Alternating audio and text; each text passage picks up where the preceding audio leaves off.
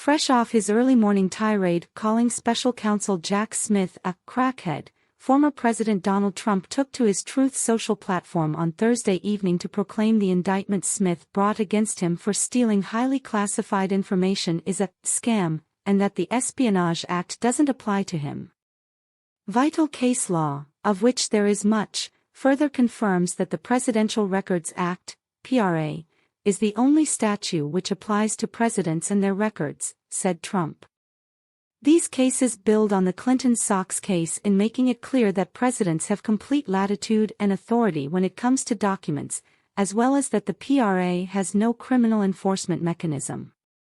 Deranged Jack Smith knows this, but refuses to even mention the words Presidential Records Act in his scam indictment of Biden's political opponent, who is leading by a lot, in the middle of a campaign, a no. Trump further proclaimed that case should be summarily dropped, with a strong rebuke of the extensive prosecutorial misconduct of Smith, as well as Attorney General Merrick Garland and Deputy Attorney General Lisa Monaco. Trump's claim is wrong in a number of ways.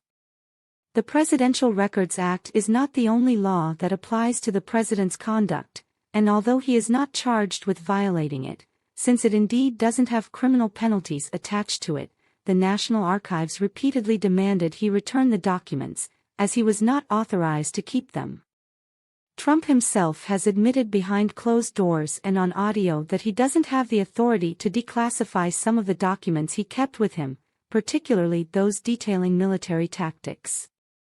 The former president followed up with another post on Truth Social later in the evening, reiterating many of the same claims. Deranged Jack Smith purposefully omitted the Presidential Records Act from his sham indictment, even though he knows that the PRA is the only law that applies to this subject. Nor does he mention the Clinton Sox case, or any of the many others cases that are exactly on point, and completely vindicate me. He should be ashamed of himself, but, more importantly, he, the DOJ, and the FBI, should be sanctioned for prosecutorial misconduct and grand jury abuse. Election interference.